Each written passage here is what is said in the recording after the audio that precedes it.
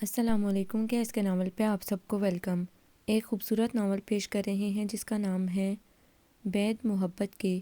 Novel کی writer ہیں سائمہ اکرم چودھری۔ چلیے چلتے ہیں ناول کی جانب۔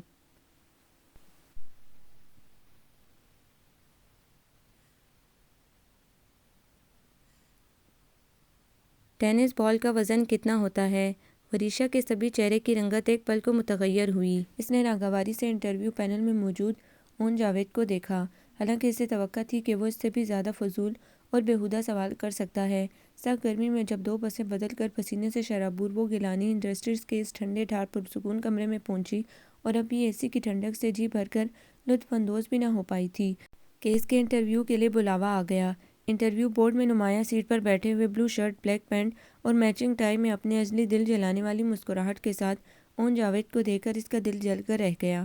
اگر وہ مکمل طور پر اندر داخل نہ ہو چکی ہوتی تو شاید الٹے قدموں واپس چلی جاتی۔ اسے ہرگز توقع نہیں تھی کہ اس کا شمار اس کمپنی کے اتنے اہم بندوں میں ہو سکتا ہے، ورنہ ہرگز انٹرویو کے لیے نہ آتی۔ محترمہ، آپ سے پوچھا گیا ہے کہ ٹینس بال کا وزن کتنا ہوتا ہے۔ اس کے طنزیہ لہجے پر علیشا نے بھی اپنے کوفت بھرے تاثرات کو چھپانا مناسب نہیں سمجھا تھا۔ آئی ڈونٹ نو، اس نے خشک لہجے میں جواب دیا۔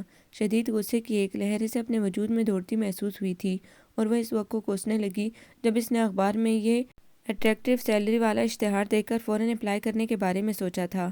اس کے اگلے سوال پر وہ پھر چونکی، جو بڑے پرسکون لہجے میں پوچھ رہا تھا، غزوہ بدر کس سن میں ہوا؟ علیشا نے اپنی کرسی پر بے چینی سے پہلو بدلا۔ یہ تو طے تھا کہ اون جاوید آج اگلی پچھلی ساری کسر نکالے گا۔ اس نے مکمل سنجیدگی سے نفی میں سر ہلایا۔ وہ تو اپنے سبجیکٹ پر اتنی کمانڈ رکھتی تھی کہ اس نے تیاری کرنے کی بھی ضرورت نہیں سمجھی تھی، لیکن اون جاوید شاید بھول گیا تھا کہ اس نے اکاؤنٹس، کمپیوٹر اکنامکس جیسے سبجیکٹ پڑھے تھے۔ انٹرویو بورڈ کے باقی ممبران اب کھلی فائل میں لگے اس کے سرٹیفکیٹ دیکھ رہے تھے، جبکہ اون جاوید نے اسے دیکھنے کی ضرورت نہیں سمجھی تھی کیونکہ وہ سارے کے سارے اسے ازبر تھے۔ میٹرک میں بورڈ سے ٹاپ کیا، آئی سی ایس میں بورڈ میں second position, B C S میں پھر ٹاپ کیا اور ماسٹرز میں گولڈ میڈلسٹ۔ انٹرویو پینل میں موجود باقی ممبران کے چہروں پر ستائشی رنگ نمودار ہوئے تھے اور ایک سینئر ممبر نے توصیفی انداز میں اسے سراہا بھی تھا، جبکہ اون جاوید سپاٹ چہرے کے ساتھ ہاتھ میں پکڑے بال پوائنٹ کو دوسرے ہاتھ کی ہتھیلی پر لاپرواہی سے مار رہا تھا۔ علیشا کا اعتماد کچھ بحال ہوا، لیکن اگلے ہی لمحے اون جاوید کے نئے سوال نے اس کے غبارے سے ہوا نکال دی تھی، جبکہ باقی ممبران نے حیرت سے اسے دیکھا جو خاصے غیر متعلقہ سوالات سے اسے زج کرنے کی کوشش کر رہا تھا۔ محترمہ، کیا آپ بتا سکتی ہیں کہ پاکستان کی سب سے بلند چوٹی K2 کی بلندی کتنی ہے؟ علیشا کا خون کھول اٹھا۔ اس کا دل چاہا کہ منہ پھاڑ کر کہے کہ تمہاری زبان سے تو تھوڑی کم ہی ہوگی، لیکن اس نے خود کو بمشکل کنٹرول کرتے ہوئے خشک لہجے میں کہا، مجھے یاد نہیں۔ اون نے اس کا سرخ چہرہ بڑے غور سے دیکھا، اب کہ اس کا لہجہ علیشا کو سراسر مذاق اڑاتا ہوا محسوس ہوا تھا۔ بلوچستان کا رقبہ کتنا ہے؟ اس بار علیشا کے ضبط کا دامن ہاتھ سے چھوٹ گیا۔ اس نے گود میں رکھا ہینڈ بیگ سامنے ٹیبل پر رکھا اور بڑے ریلیکس انداز سے چیئر کی پشت سے ٹیک لگائی اور طنزیہ انداز سے پوچھا، سر، کیوں نہ پہلے یہ طے کر لیا جائے کہ مجھے اس آفس میں اکاؤنٹس آفیسر کی سیٹ کے لیے کال کیا گیا ہے یا گیلانی انڈسٹریز میں جاب کرنے والے لوگوں کو اسلامیات اور پاک اسٹڈی پڑھانے کے لیے بلایا گیا ہے؟ اس کے بظاہر سادہ لہجے میں چھپی کاٹ کو صرف اون جاوید ہی سمجھ سکتا تھا۔ انٹرویو پینل میں موجود ممبران کے چہروں پر بڑی بے ساختہ مسکراہٹ دوڑی تھی۔ محترمہ، وہ حد درجہ سنجیدہ انداز میں گویا ہوا، میں کالج اور یونیورسٹی میں ٹاپ کرنے والی اسٹوڈنٹ کی ذہنی استعداد کا جائزہ لے رہا تھا، جس کے بارے میں مجھے انتہائی افسوس کے ساتھ کہنا پڑ رہا ہے کہ آپ کا جنرل نالج بہت ویک ہے۔ ان سوالات کے جوابات کوئی بھی میٹرک کا اسٹوڈنٹ دے سکتا ہے۔ جی ضرور دے سکتا ہے۔ علیشا نے طنزیہ نظروں سے اسے دیکھا، اس لیے کہ اس نے بالکل فریش پڑھا ہوتا ہے اور 2-4 سال کے بعد جب وہ کسی سبجیکٹ میں ماسٹرز کر کے عملی میدان میں نکلتا ہوگا تو اپنے متعلقہ مضمون کے علاوہ باقی تمام چیزیں اس کے ذہن سے محو ہو چکی ہوں گی۔ وہ مضبوط لہجے میں بولی اور ایک لمحے کے توقف کے بعد بولی، چلیں، آپ نے بھی بورڈ اور یونیورسٹی میں ٹاپ نہ صحیح سیکنڈ یا تھرڈ پوزیشن تو لی تھی۔ آپ مجھے بلوچستان کے ساتھ ساتھ پنجاب، سرحد اور سندھ کا رقبہ بتائیں۔ آپ کی ذہنی استعداد اور جنرل نالج کا اندازہ بھی ابھی ہو جاتا ہے۔ علیشا کے استہزائیہ لہجے پر چاروں ممبران کے چہرے پر سجی پروفیشنل مسکراہٹ میں ہلکی سی خفت کا عنصر بھی شامل ہو گیا تھا۔ ان کا چہرہ ایک لمحے کو تاریک ہوا تھا، اگلے ہی لمحے سنبھل کر اس نے بڑے سپاٹ اور دو ٹوک انداز میں کہا، آپ پہلے یہ طے کر لیں کہ آپ انٹرویو دینے آئی ہیں یا لینے۔ علیشا کے چہرے پر بڑی چڑھا دینے والی مسکراہٹ نمودار ہوئی تھی۔ اسے اندازہ ہو گیا تھا کہ یہ جاب اسے نہیں مل سکتی، اس لیے وہ کھل کر میدان میں اتر آئی تھی کہ ادھار رکھنے کی تو وہ بھی قائل نہیں تھی۔ میں تو انٹرویو دینے ہی آئی تھی، لیکن مجھے لگتا ہے کہ آپ لینے کے موڈ میں ہیں۔ اس کے تلخ انداز پر انٹرویو بورڈ میں موجود ایک سینئر ممبر نے اس سے متعلقہ مضمون پر بات چیت شروع کر دی تھی۔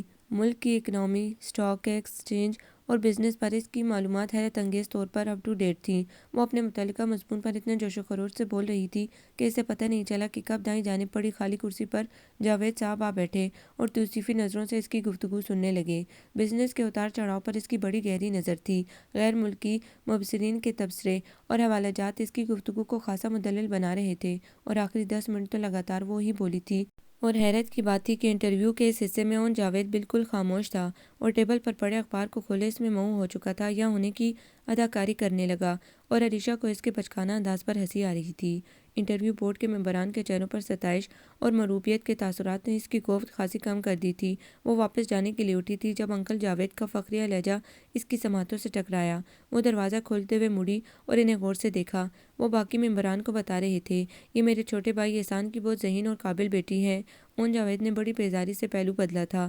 گیلاری انڈسٹریز سے باہر نکلتے ہوئے اسے اندازہ ہو گیا تھا کہ وہ بشک کتنی قابل اور ذہین کیوں نہ ہو، لیکن اسے اس کمپنی میں ہرگز جاب نہیں مل سکتی جہاں اس کے تایا جاوید علی اور کزن جاوید کے شیئرز ہوں، کیونکہ انہیں اپنے گھر کی خواتین کے آگے دم مارنے کی مجال تک نہیں تھی۔ اور اس سے پہلے ڈی جے انڈسٹریز میں اس کی جاب صرف اس وجہ سے نہیں ہوئی تھی کہ اس کمپنی کے جی ایم تائی اماں کے سب سے چھوٹے بھائی تھے، اور اب سخت گرمی اور دھوپ میں بس اسٹاپ پر کھڑے غصہ اور کوفت کے بعد اب بے بسی اور مایوسی نے اس کا گھیراؤ کر لیا تھا، اور وہ دل ہی دل میں حساب لگانے لگی کہ اس انٹرویو کے لیے آنے جانے پر کرائے کی مد میں اس کے پورے 150 روپے ضائع ہو چکے تھے۔ وہ دل ہی دل میں جاوید کو کوستے بمشکل بس میں سوار ہونے میں کامیاب ہوئی تھی۔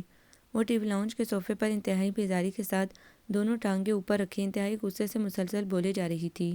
جھنجھلاہٹ اور بے بسی اس کے چہرے پر نمایاں تھی، جبکہ کارپٹ پر بائیولوجی کا جنرل کولے مینڈک کی ڈائیگرام بناتی ثانیہ خاموشی سے بڑی بہن کا کتھارسس سن رہی تھی، اور کچھ فاصلے پر کیرا کاٹتی اس کی مما کا چہرہ بھی خاصا سپاٹ تھا۔ اگر مجھے معلوم ہوتا کہ وہ حاسد، منحوس اور کینہ پرور جاوید وہاں ہوگا تو میں ہرگز انٹرویو دینے نہ جاتی۔ اس نے پورے انٹرویو میں مجھے ضد کرنے کی قسم کھا رکھی تھی، اور اینڈ میں نے بھی جب اپنی قابلیت جھاڑی تو خاموش ہو کر بیٹھ گیا، سمجھتا کہ آئے خود کو ہمیشہ مجھ سے جیلس ہوتا تھا۔ اگر میرے پاپا زندہ ہوتے تو میں دیکھتی کہ ان کی فرم سے بڑی فرم کس کی ہوتی۔ دھوکے باز خاندان ہمارا سب کچھ چٹ کر گیا۔ وہ بالوں سے پنیں نکالتی حد درجہ ناراض تھی۔ بجو، کیا جاوید انکل بھی وہیں تھے؟ ثانیہ نے تجسس بھرے انداز میں پوچھا تو وہ غصے سے سر جھٹک کر بولی، پہلے تو نہیں تھے، پھر پتہ نہیں کب آ پہنچے، مجھے تو پتہ ہی نہیں چلا۔ اس نے صاف گوئی سے جواب دیا، آپ کو تو بولتے وقت پتہ نہیں چلتا دائیں بائیں کون ہے؟ ثانیہ شرارت سے بولی تھی، بس مجھے غصہ ہی اتنا آ رہا تھا، ایک تو سارے راستے اتنے خوبصورت خواب دیکھتی گئی اور ان کی بھیانک تعبیر اون کی صورت میں وہاں موجود تھی۔ میرا تو حلق تک کڑوا ہو گیا، اوپر سے پورا گھنٹہ بس اسٹاپ پر کھڑا رہنا پڑا سخت گرمی اور دھوپ میں، اور پھر بس میں بھی بمشکل کھڑے ہونے کی جگہ ملی، اور اسی وقت ہارون چچا کی میرب کو بلیک ٹوڈی میں بڑی شان سے جاتے ہوئے دیکھ کر میرا مزید دماغ خراب ہو گیا۔ واہ مولا، کہاں عرض سے ہمیں فرش پر لا پھینکا ہے۔ وہ پل بھر کو خاموش ہوئی تو مسز احسان نے اپنے خشک لبوں پر زبان پھیری اور سنجیدہ لہجے میں کہتے ہوئے اٹھیں، اب بس کرو اور منہ ہاتھ دھو کر کھانا کھاؤ، خواہ مخواہ خود کو ہلکان مت کرو۔ رہنے دے مما، میرا بالکل بھی دل نہیں کر رہا، قسم سے میرا دل کرتا ہے کہ مجھے فوراً جاب مل جائے اور کچھ پیسہ ہاتھ آئے تو میں پاپا کے خاندان پر کیس کر دوں۔ انہوں نے ہمیں سمجھا کیا ہے؟ اس خاندان کے بزرگوں میں تو انصاف ہی نہیں۔ وہ سلطانہ خاتون جو قبر میں ٹانگیں لٹکائے بیٹھی ہیں، سب سے زیادہ بے انصاف تو وہ ہیں۔ وہ ضبط کھونے لگی۔ عریشہ، مما نے تنبیہی نظروں سے اسے دیکھا تو اس نے برا سا منہ بنایا اور ناگواری سے بولی، آپ بس مجھے چپ کرواتی رہا کریں۔ آپ کی خاموشی اور بزدلی کی وجہ سے تو ہم لوگ 2 کنال کے بنگلے سے اس فلیٹ میں آ پہنچے، اور ہمارے ہی خاندان کے لوگ اس وائٹ پیلس میں عیش کر رہے ہیں۔ عریشہ کے لہجے میں ہر درجہ تنفر وہ تعصب بھرے انداز سے دیکھتے ہوئے کھانا لگانے لگی۔ عریشہ بھی مزید بحث کا ارادہ ملتوی کر کے خاموشی سے ڈائننگ ٹیبل پر آ بیٹھی تھی۔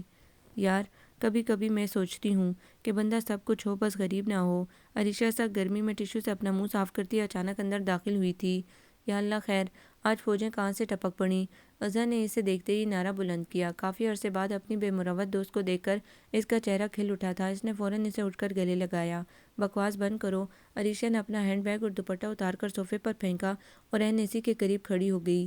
قسم سے بڑے عرصے بعد اسی کی ٹھنڈی اور خوشگوار ہوا کے نیچے کھڑی ہوں، دل کر رہا ہے کہ ساری زندگی یہیں گزار دوں۔ کبھی ہمیں بھی موجیں نصیب تھیں، اب تو سب کچھ خواب و خیال کی باتیں لگتی ہیں۔ ہائے! اس نے ٹھنڈی آہ بھری، کبھی کے دن بڑے کبھی کی راتیں۔ بکو مت، ازا نے آنکھیں دکھائیں۔ آرام اور سکون سے بیٹھ، یہ اے سی کہیں بھاگا نہیں جا رہا، اور یہ بتاؤ کہ آج ہمیں شرف ملاقات کیسے بخش دیا؟ یونیورسٹی سے فراغت کے بعد تم تو یوں غائب ہوئیں جیسے کسی سے قرضہ لے رکھا ہو۔ ایک دن میں اور ماہا تمہارے گھر گئے تو معلوم ہوا کہ تم لوگوں نے اپنا بنگلہ بیچ دیا ہے اور کہیں اور شفٹ ہو گئے ہو۔ ازا کی بات پر ایک تاریک سے سایہ اس کے چہرے پر دوڑ گیا۔ وہ زبردستی مسکراتے ہوئے بولی، میرا خیال ہے کہ تم 3 ماہ بعد مجھ سے مل رہی ہو، اور یار 3 دنوں بلکہ 3 گھنٹوں میں دنیا بدل جاتی ہے مائی ڈیئر۔ تم گھر بدلنے کی بات کر رہی ہو؟ ہاں یہ تو ہے۔ ازا نے تائیدی انداز میں سر ہلایا اور پھر فکر مندی سے بولی، اصل میں مجھے اور ماہا کو تشویش ہو رہی تھی کہ ابھی تمہارے فادر کی ڈیتھ کو اتنا کم عرصہ ہوا تھا اور تم لوگوں نے گھر بھی بدل لیا اور اتنی بے مروت نکلی کہ بتایا تک نہیں۔ حالانکہ ہمارا اسکول اور کالج کا ساتھ ہے، اور یونیورسٹی میں ایک دنیا ہماری دوستی پر حیران ہوتی تھی۔ ازا نے روم فریج سے پیپسی کا ٹن نکال کر اس کی طرف بڑھایا۔ صرف یہ، میں کھانا بھی کھاؤں گی، عریشہ نے بے تکلفی سے کہا۔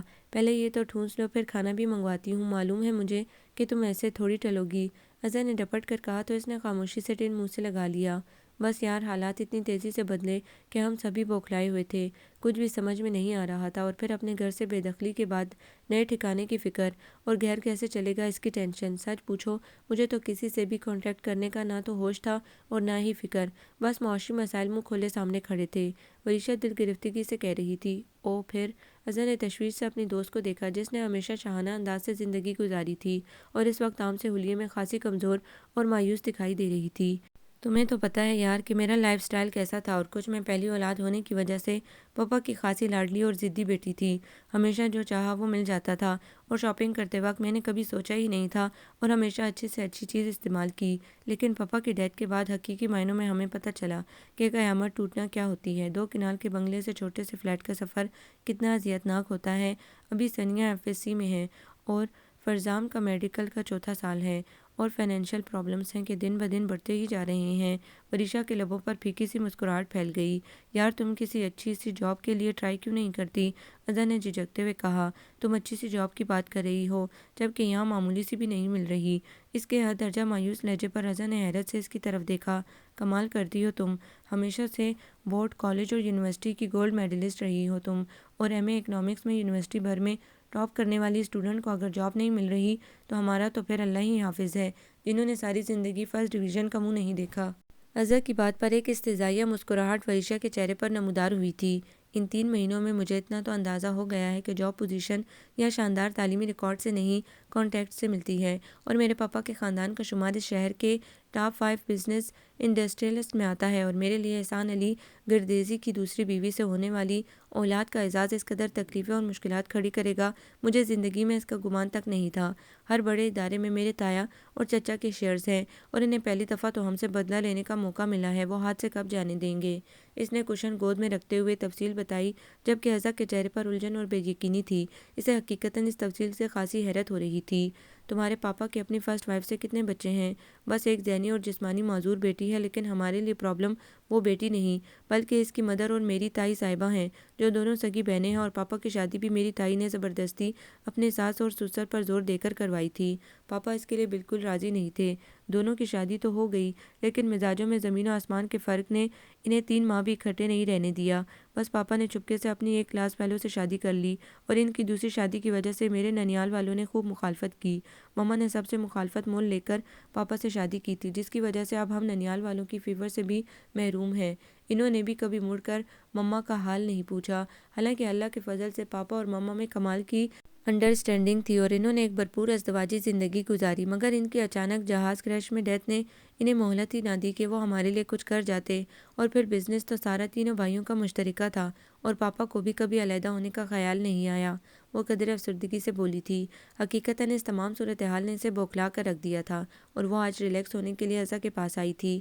وریشا، وہ جو یونیورسٹی میں تمہارا کزن ہوتا تھا، جس کا تمہارے ساتھ اسٹڈی میں بھی خاصا کمپٹیشن تھا، وہ تو اچھا خاصا سینسیبل بندہ تھا، وہ اپنی فیملی کو سمجھاتا نہیں ہے؟ ازا کو اچانک یاد آیا۔ کون؟ اون جاوید۔ وہ بری طرح چونکی۔ ہاں ہاں، وہی جو اچھا خاصا ہینڈسم اور اسمارٹ تھا، ازا نے شرارتی لہجے میں کہا تو ناگواری کے رنگ وریشا کے چہرے پر پھیل گئے۔ وہ اس نے ناک چڑھا کر کہا۔ سارے فساد کی جڑ ہی وہی ہے۔ جب میری پوزیشن کی اطلاع وائٹ پیلس میں پہنچی، وہاں تائی امی کی راتوں کی نیند حرام ہو جاتی تھی اور جس کے نتیجے میں ان کی ٹیوشنز کی تعداد مزید بڑھا دی جاتی۔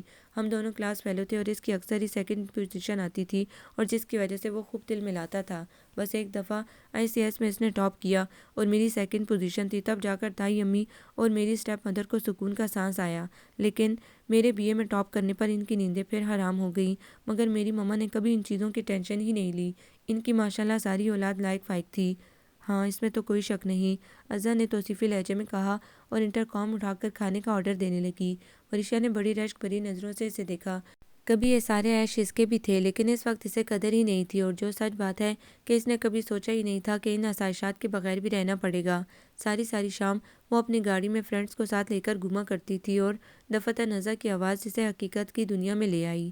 وشی، تمہارے پاپا لوگ کتنے بہن بھائی تھے؟ اس نے ٹھنڈی آہ بھری۔ 3 بھائی اور 1 بہن۔ سب سے بڑے جاوید انکل کے 3 بچے ہیں، یعنی 1 بیٹا ان اور 2 بیٹیاں مسکان اور میرا، اور ان سے چھوٹے میرے پاپا تھے، اور ہمارا تمہیں پتہ ہی ہے 2 بہنیں اور 1 بھائی، جبکہ پاپا کی فرسٹ وائف سے ایک ہی بیٹی یسریٰ ہے، جو کہ ذہنی طور پر خاصی کمزور اور بچپن میں پولیو کا شکار ہونے کی وجہ سے دونوں ٹانگوں سے چلنے پھرنے سے معذور ہے، اور میرے پاپا سے چھوٹے ہارون انکل ہیں، ان کے 2 بچے میرب اور عبداللہ ہیں، اور پھپھو ہماری کافی اچھی ہیں، کبھی کبھار چوری چھپے ملنے آ جاتی ہیں۔ ان کے صرف 2 بیٹے ہیں، خضر اور عمر ہیں۔ اور تمہارے دادا دادی؟ ایزا آج پہلی دفعہ اس کی فیملی کے بارے میں تفصیل سے پوچھ رہی تھی۔ دادا کی ڈیتھ تو پاپا کی شادی سے پہلے ہی ہو گئی تھی، جبکہ بڑی اماں زندہ ہیں اور خاصی داؤ پیچ کی ماہر ہیں، اور میری تائی امی اور اسٹیپ مدر ان کی بھانجیاں ہیں، اسی لیے بھی ان کی ہمدردیاں ان کے ساتھ ہیں، اور میری مما کے خلاف ان تینوں خواتین کا مضبوط محاذ ہے، اور یہی وجہ ہے کہ انہوں نے اپنی اولادوں کے ذہنوں کو بھی ہمارے خلاف آلودہ کر رکھا ہے۔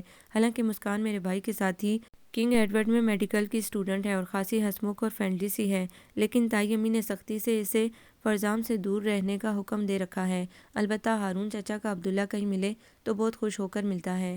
اور تمہاری پھپھو؟ اذہان نے کھانے کے برتن ٹیبل پر رکھتے ہوئے سرسری انداز میں پوچھا۔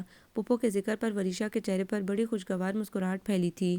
وہ بہت نائس اور محبت کرنے والی خاتون ہیں، اور پاپا کے ساتھ ان کی دوستی بھی خوب تھی۔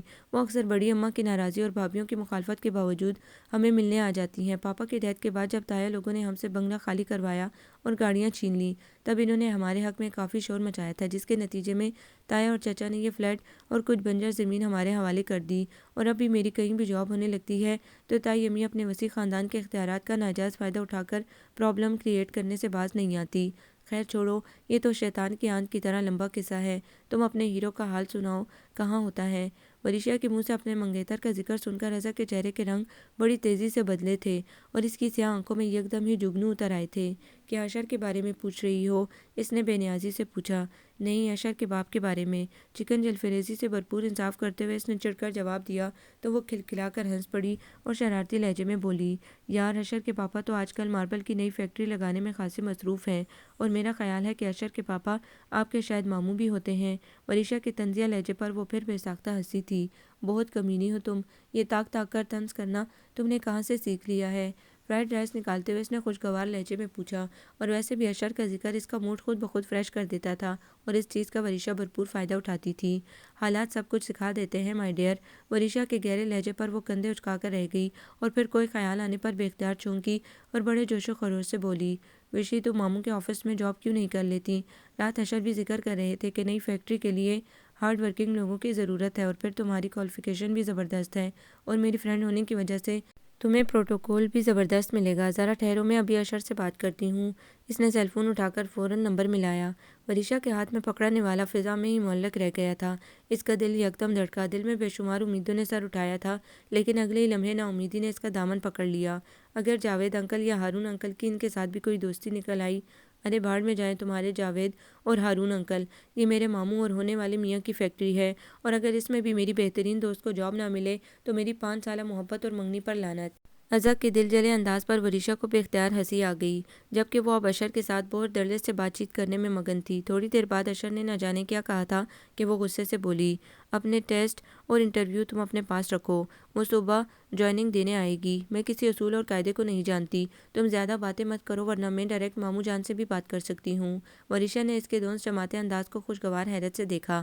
اور ایک بات کان کھول کر سن لو، اگر میرٹ اور اکیڈمک ریکارڈ پر بھی فیصلہ کرو تو اس سے زیادہ ذہین اور محنتی ورکر کہیں نہیں ملے گی، اور یہ اس کا احسان ہے کہ وہ میرے کہنے پر بمشکل تمہاری فرم کے لیے کام کرنے پر راضی ہوئی ہے، ورنہ اس کے پاس بے شمار دوسری آفرز بھی ہیں، سمجھے؟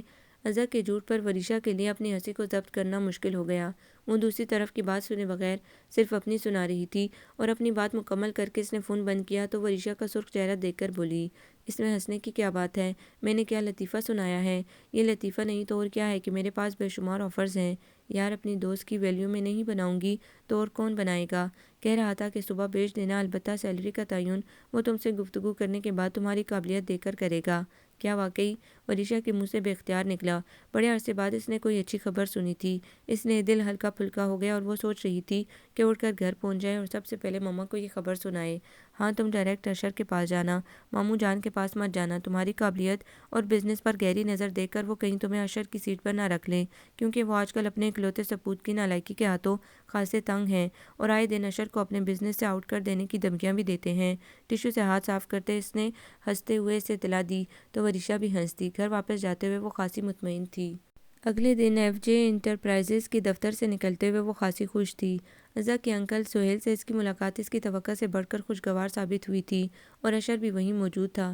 اس کا شاندار اکیڈمک ریکارڈ اور اس سے 1.5 گھنٹہ گفتگو کے بعد وہ اچھی خاصی ہینڈسم سیلری پر اسے اپائنٹ کر چکے تھے۔ اگلے دن انکل سہیل نے اپنی فرم کے اہم اور چیدہ چیدہ لوگوں سے اس کا تعارف اپنی بھانجی کے طور پر کروا کر اسے اپنی نظروں میں معتبر کر دیا تھا۔ نئی فیکٹری کے سلسلے میں اس کی تجاویز کو اکثریت نے سراہا تھا، اور اپنی جاب کے پہلے دن پہلی میٹنگ میں اس حوصلہ افزائی نے اسے خاصا پرجوش کر دیا تھا۔ اپنی جاب کی خوشی میں وہ مما کے کہنے پر مٹھائی کا ڈبہ لے کر پھپھو کے گھر پہنچی تو وہ بے حد خوش ہوئیں۔ ارے، آج تو بڑے بڑے لوگ آئے ہیں۔ خضر نے ابھی ڈرائنگ روم میں جھانکا تھا اور اسے دیکھ کر کھل اٹھا۔ آؤ ہینڈسم، کیسے ہو؟ وریشا نے اپنے سے 3 سال چھوٹے خضر کو دیکھا۔ اور وہ تمہارا ماجوج کہاں ہے؟ اس نے ادھر ادھر دیکھتے ہوئے عمر کا پوچھا۔ چونکہ عمر اور خضر دونوں جڑواں تھے، اس لیے وریشا انہیں شرارت سے یاجوج ماجوج کہا کرتی تھی۔ عمر، وہ ہنستے ہوئے بولا، وہ ان بھیا کے ساتھ کمپیوٹر پر مصروف ہے۔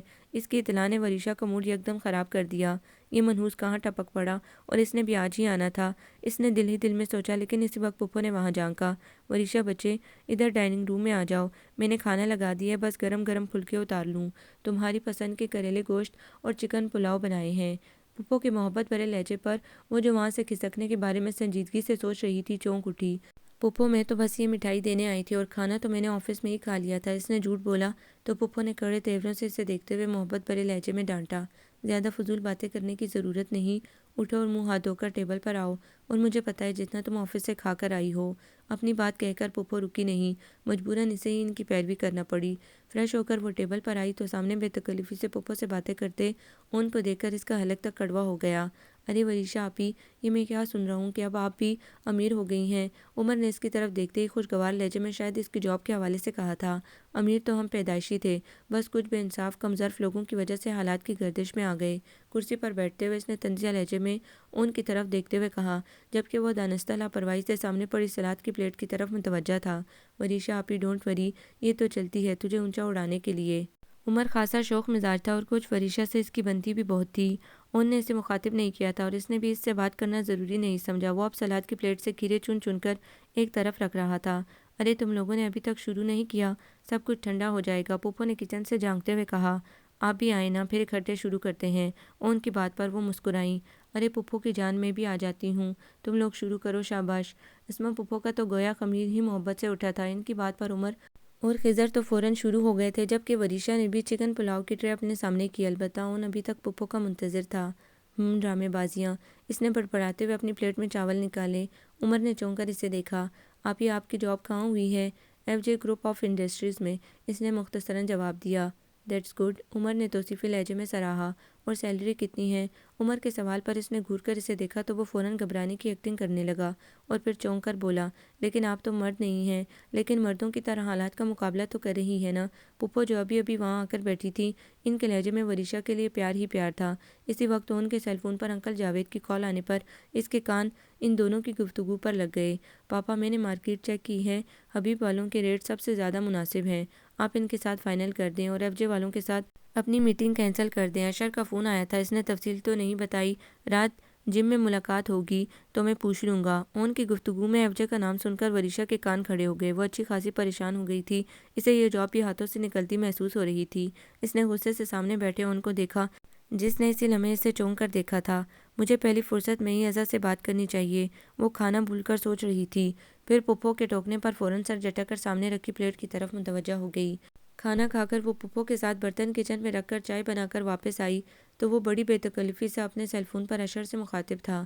اس کا انداز گفتگو اور بے تکلفانہ انداز اسے چیخ چیخ کر بتا رہے تھے کہ دونوں کے تعلقات کی نوعیت کتنی گہری ہے۔ اس نے چائے کا کپ اس کے سامنے پٹکنے والے انداز میں رکھا تھا اور نہ جانے کیوں اسے اس وقت اس کے چہرے کی مسکراہٹ اتنی بری اور گھٹیا لگی کہ اس کا بے اختیار دل چاہا کہ سامنے کارپیٹ پر نیم دراز بندے کا گلا گھونٹ دے۔ اون، یسریٰ کا کیا حال ہے؟ پھپھو کی محبت بھرے لہجے پر اس نے بیزاری سے ٹی وی کی طرف دیکھا جس پر آنے والی ریسلنگ عمر اور خضر بڑے شوق سے دیکھ رہے تھے۔ اس نے پھپھو سے جانے کی اجازت مانگی تھی اور انہوں نے باہر کی دھوپ دیکھ کر اسے آرام سے بیٹھنے کا حکم جاری کر دیا تھا۔ پھپھو، حالت تو ویسی ہی ہے، فرحت خالہ سوچ رہی ہیں کہ اس کا باہر سے چیک اپ کروائیں۔ ظاہر ہے باپ کی اتنی دولت ہے، کہیں نہ کہیں تو خرچ کرنی ہے، وریشا نے جل کر سوچا۔ اور مسکان کے رشتے کا کیا بنا؟ وریشا کے کان کھڑے ہوئے۔ کچھ نہیں، اس نے صاف انکار کر دیا کہ جب تک میرا فائنل ایئر اور ہاؤس جاب مکمل نہیں ہوتا اس وقت تک وہ ایسا کچھ بھی نہیں کروائے گی۔ اور بھابھی مان گئیں؟ پھپھو کو خاصا تعجب ہوا کیونکہ مسکان کے لیے رشتہ ان کے بھانجے کا تھا جو خود بھی امریکہ میں اسپیشلائزیشن کرنے گیا تھا ہارٹ سرجری میں۔ وہ ہنسا۔ ارے پھپھو، اب وہ پہلا دور نہیں رہا کہ ماں باپ اپنی مرضی بچوں پر ٹھونس دیں، اور پھر مسکان کا تو آپ کو پتہ ہی ہے کہ کتنی لاڈلی اور ضدی ہے۔ اس نے بے تکلفی سے ٹانگیں پھیلائیں۔ لگتا تھا کہ وہ آج مکمل فراغت سے تھا اور وریشا کو اس کی موجودگی سے کافی کوفت ہو رہی تھی۔ لگتا ہے کمبخت کے جانے کا کوئی ارادہ نہیں، اس نے تلخی سے سوچا۔ اماں جان کے گھٹنوں کے درد کا کیا حال ہے؟ پھپھو بھی آج موڈ میں تھیں، وہی جو پہلے تھا۔ اب تو خاصی کمزور ہو گئی ہیں، کسی کا حق کھائیں گی تو ایسا ہی ہوگا، اس نے دل ہی دل میں جواب دیا اور سستی سے ہاتھ منہ پر رکھ کر جمائی کو روکا۔ عمر اور خضر کا کوئی دوست آ گیا تھا۔ وہ دونوں ڈرائنگ روم میں چلے گئے تھے اور سائڈ ٹیبل پر پڑے خضر کے سیل فون پر پھوپھا کی جرمنی سے کال آنے پر پھپھو بھی فون لے کر بیڈ روم کی طرف بڑھ گئی تھیں۔ ایف جے انٹرپرائزز ایک زبردست فرم ہے، کب ہوئی تمہاری وہاں جاب؟ وہ اب بڑی بے تکلفی سے اس سے مخاطب تھا جیسے دونوں کے تعلقات ہمیشہ خوشگوار رہے ہوں۔ کیوں، تم نے ختم کروانی ہے؟ طنز خود بخود اس کے لبوں پر آ گیا تھا۔ لو، مجھے کیا ضرورت ہے، اس نے ہنستے ہوئے کہا۔ کاردار انداز میں مزید کہا، اس سے پہلے داؤد گروپ آف انڈسٹریز اور پھر ہمدانی انڈسٹریز والوں کا میں نے کوئی قرضہ دینا تھا یا میں ان کی مطلوبہ کوالیفیکیشن پر پوری نہیں اترتی تھی؟ وہ ایک دم حیران ہو کر اٹھ بیٹھا تھا۔ ڈرامے باز پکا فراڈیا ہے، اس کے چہرے پر پھیلی حیرت دیکھ کر اس نے دل میں کوسا۔ داؤد گروپ والوں کا تو مجھے نہیں پتا کہ وہاں تمہاری جاب کیوں نہیں ہوئی، بلکہ بہت اچھا ہوا کہ نہیں ہوئی۔ اس کا ایم ڈی انتہائی گھٹیا کردار کا بلیک میلر بندہ ہے، اور جہاں تک ہمدانی انڈسٹریز کی بات ہے، وہاں میں اور پاپا تو آپ کی فیور میں تھے، لیکن باقی 3 ممبرز آف بورڈ کی رائے ایک اور انتہائی تجربہ کار بندے کی طرف تھی جس کی کوالیفیکیشن بھی تم سے زیادہ تھی اور 10 سال کا تجربہ بھی، اور سب سے بڑھ کر یہ کہ جہاں انٹرویو بورڈ بیٹھتا ہے وہاں اکثریت کی رائے کو دیکھا جاتا ہے۔ اور نو ڈاؤٹ تمہارا انٹرویو بہت زبردست تھا۔ اگر طلحہ بشیر کی فائل وہاں نہ آئی ہوتی تو پھر اس جاب کی سب سے زیادہ حقدار تم ہی تھی، وہ بڑے ہموار لہجے میں بولا تھا۔ وریشا کو اس کہانی پر ذرا برابر بھی یقین نہیں آیا تھا۔ اس کے چہرے پر پھیلی طنزیہ مسکراہٹ اور میں نہ مانوں کے تاثرات نے اون جاوید کو ڈسٹرب کر دیا تھا۔ اور تم نے یہ سوچا بھی کیسے کہ میں تمہاری جاب نہیں ہونے دے رہا یا میں تمہیں کہیں سے نکلوا دوں گا؟ وہ ٹھوس لہجے میں بولا تھا۔ اس سے سامنے بیٹھی لڑکی کی بدگمانی پہ بے تحاشا غصہ آ رہا تھا۔ تو پھر اس دن انٹرویو میں جو تم فضول قسم کے سوالات کر رہے تھے وہ کیا تھے؟ اور اب میرے سامنے یہ اشر سے گفتگو کا تمہارا کیا مقصد ہے؟ وہ چڑھ کر بولی۔ تمہارا دماغ ٹھیک ہے؟ وہ بے یقینی سے گویا ہوا۔ اس دن پاکستان اسٹڈیز سے متعلق سوالات میں واقعی تمہیں چھیڑنے کی غرض سے کر رہا تھا، لیکن میرا مقصد تمہیں ٹیز کرنا نہیں تھا، کیونکہ احسان چچا اکثر گھر میں کہا کرتے تھے کہ وریشا کو پاک اسٹڈیز سے چڑ ہے، اور میں نے اگر تمہیں زج کرنا ہوتا تو باقی انٹرویو میں بھی خاموش نہ بیٹھتا، کیونکہ میرے پاس بے شمار ایسے پوائنٹ تھے۔ اور مائنڈ اٹ مس وریشا احسان رحمانی کہ آپ کے پاس صرف ڈگریوں کا علم ہے، جبکہ میرے پاس دوران تعلیم پریکٹیکل جاب کا بھی تجربہ تھا۔ آپ بے شک گولڈ میڈلسٹ رہی ہوں، لیکن اتنا تو آپ کو بھی پتہ ہوگا کہ تھیوریز اور پریکٹیکل میں کتنا فرق ہوتا ہے۔ اور جہاں تک اشر سے بات کرنے کا قصہ ہے تو اسے فون میں نے نہیں، اس نے خود کیا تھا، اور ہم دونوں بہت اچھے دوست اور انگلینڈ سے 6 ماہ کا بزنس کے حوالے سے کورس بھی اکٹھے ہی کر کے آئے ہیں۔ وہ چند لمحے سانس لینے کو رکا۔ اور میں آپ کو جاب سے کس بنیاد پر نکلواؤں گا؟ کہ آپ کا اکیڈمک ریکارڈ اچھا نہیں ہے یا کوئی اور مسئلہ؟ کوئی ایک وجہ ہو اور پھر وہ میری وجہ سے اپنے اس ورکر کو کیوں نکالیں گے جسے انہوں نے خود اپوائنٹ کیا ہو؟ بندہ کم از کم کوئی بات تو عقل کی سوچ لیتا ہے، حد ہے بیوقوفی کی۔ وہ اسے گھورتے ہوئے تن لہجے میں بولا تھا، اور اس کے غصے سے دل میں خائف ضرور ہو رہی تھی وہ، مگر اس کے سامنے اپنی غلطی کا اعتراف تو وہ مر کر بھی نہیں کر سکتی تھی۔ ظاہر ہے جو سلوک آپ کے خاندان والوں نے ہمارے ساتھ روا رکھا ہے، اس کی روشنی میں آپ لوگوں سے کسی بھلائی کی توقع تو نہیں رکھی جا سکتی تھی۔ اس کے تلخ لہجے پر اس نے بڑی عجیب نظروں سے اسے دیکھا، جیسے کہہ رہا ہو وہی مرغے کی ایک ٹانگ۔ مثلاً کون سا سلوک آپ سے روا رکھا گیا تھا؟ وہ طنزیہ لہجے میں بولا، ہمارے باپ کی جائیداد سے ہمیں بے دخل کیا گیا، ہمارا بنگلہ اور گاڑیاں ہم سے چھین لی گئیں، اور بابا کی پراپرٹی میں ہم بھی اتنے ہی حصے دار تھے جتنا حصہ یسریٰ اور پاپا کی پہلی مسز کا تھا۔ ہمارے حق پر ان لوگوں نے ڈاکہ ڈالا۔ وہ بے خوف لہجے میں کہہ رہی تھی۔ لمحہ بھر کو تو اون بھی گنگ رہ گیا، پھر ایک استہزائیہ مسکراہٹ اس کے چہرے پر نمودار ہوئی۔ سب سے پہلے تو وریشہ رحمانی، آپ اپنی یہ غلط فہمی دور کر لیں کہ آپ کے حق پر ڈاکہ ڈالا گیا۔ میری خالہ سے آپ کے پاپا کی شادی پہلے ہوئی تھی، ان کے حق پر ڈاکہ آپ کی مما نے ڈالا تھا۔ وہ احسان چچا کی دوسری مسز تھیں، اور آپ کے علم میں شاید یہ بات نہیں کہ آپ کی مما اور پاپا کی شادی کے بارے میں جب پتہ چلا تو بڑی اماں نے ان کا حصہ دے کر ان کو علیحدہ کر دیا تھا، اور چونکہ فرد خالہ کو انہوں نے طلاق نہیں دی تھی، اس لیے وہ اکثر و بیشتر وائٹ پیلس آتے رہتے تھے۔ اور پھر احسان چچا کو آج سے 10-12 سال پہلے بزنس میں اپنے پارٹنر کی دھوکہ بازی کی وجہ سے جو گھاٹا ہوا تو وہ پائی پائی کے محتاج ہو گئے تھے، اور ان دنوں تمہاری اسٹیپ مدر کے بھائی یعنی تمہارے ماموں کے معاشی حالت کا اندازہ تو تم خود لگا سکتی ہو کہ ان کا گروپ پاکستان میں بزنس کے حوالے سے نمبر 1 پوزیشن پر جا رہا ہے۔ تمہاری اسٹیپ مدر نے اپنے شوہر کی پریشانی کو دیکھتے ہوئے اپنے بھائیوں سے مالی تعاون کی بات کی، اور جہانگیر ماموں نے تب اس شرط پر احسان چچا کو معاشی طور پر مستحکم کرنے کا فیصلہ کیا کہ اس میں سارے شیئرز یسریٰ اور فرد خالہ کے نام سے خریدے جائیں گے۔ ظاہر ہے سرمایہ بھی تو ان کا تھا، اور احسان چچا نے ان کی بات مان کر دوبارہ پاپا اور ہارون چچا کے ساتھ بزنس سٹارٹ کیا تھا، اور یہ تو فرد خالہ کی اعلیٰ ظرفی تھی کہ ان کے بھائیوں کے پیسے پر ان کی سوکن اور اس کے بچے بھی عیش کر رہے تھے، اور انہوں نے اس بات پر کوئی ہنگامہ نہیں کیا۔ اور چچا کی ڈیتھ کے بعد انہوں نے اپنے شیئرز ابھی تک یسریٰ اور خالہ کے نام پر بحال رکھے ہیں، اور چچا نے اپنی محنت سے جو کمایا اس میں جو تم لوگوں کا حصہ بنتا تھا تمہیں دے دیا گیا۔ اگر یقین نہ آئے تو کسی دن آفس آ کر سارے ڈاکومنٹس دیکھ لینا، عقل مند تو تم خاصی اور پڑھی لکھی بھی، آخر کو گولڈ میڈلسٹ ہو۔ اس کے طنزیہ لہجے پر اس نے بے یقینی سے اسے دیکھا۔ اس کی باتیں تھیں کہ تلوار کی کاٹ، کہ اس کا جیتا جاگتا وجود 2 لخت ہو گیا تھا۔ اگر میری باتوں پر یقین نہ آئے تو اپنی مما سے پوچھ لینا، وہ ساری حقیقت سے باخبر ہیں۔ اس کے طنزیہ لہجے پر وریشہ نے کڑی نظروں سے اسے دیکھا۔ اس کا دل اور دماغ آندھیوں کی زد میں تھا۔ اتنا تو اسے بھی پتہ تھا کہ وہ جب بھی پاپا کے خاندان پر کیس کرنے کی بات کرتی مما خاموش ہو جاتی تھیں۔ وہ اپنا بیگ اٹھا کر اچانک اٹھ کھڑی ہوئی۔ اس کے دھواں دھواں چہرے کو ہمدردی سے دیکھتے ہوئے وہ بولا تھا، میں چھوڑ آؤں تمہیں؟ نو تھینکس، اس نے سپاٹ لہجے میں کہا، اور پھپھو سے ملے بغیر باہر نکل آئی۔ وہ سیدھی اور سنسان سڑک پر گرمی اور پسینے سے بے نیاز چلی جا رہی تھی۔ 1-2 رکشے اس کے پاس سے رکے، لیکن وہ اپنے حواسوں میں ہی نہیں تھی۔ سورج بھی عین سامنے آگ اگل رہا تھا۔ دفعتاً کسی گاڑی کے ٹائر اس کے بالکل قریب آ کر چرچرائے تھے۔ وہ اچھل کر پیچھے ہٹی۔ کوئی بہت تیزی سے اندر سے نکلا تھا۔ ڈانٹ پڑوا دی نا مجھے پھپھو سے، کہا بھی تھا کہ چھوڑ آتا ہوں، اب تمیز سے اندر بیٹھو ورنہ مجھ سے برا کوئی نہیں ہوگا۔ بلو پینٹ پر اسکائی کلر کی شرٹ پہنے وہ خاصا تپا تپا سامنے کھڑا تھا۔ اس کے بغیر کسی احتجاج اور غصے کی گاڑی میں بیٹھنے پر اون جاوید کو یقین ہو گیا تھا کہ وریشہ صاحبہ کی واقعی طبیعت ٹھیک نہیں۔ سارا راستہ وہ خاموشی سے سامنے دیکھتی رہی۔ اون سمجھ گیا تھا کہ وہ ذہنی طور پر وہاں حاضر نہیں تھی۔ 40 منٹ کی ڈرائیو کے بعد جب اس نے گاڑی ان کے فلیٹ کے سامنے روکی تب وریشہ نے حیرت سے اسے دیکھا، جبکہ وہ گاڑی روکے اب سیل فون پر شاید پھپھو کو وضاحت دے رہا تھا۔ بس پھپھو، پاپا کی اچانک کال آ گئی تھی اس لیے مجھے نکلنا پڑا۔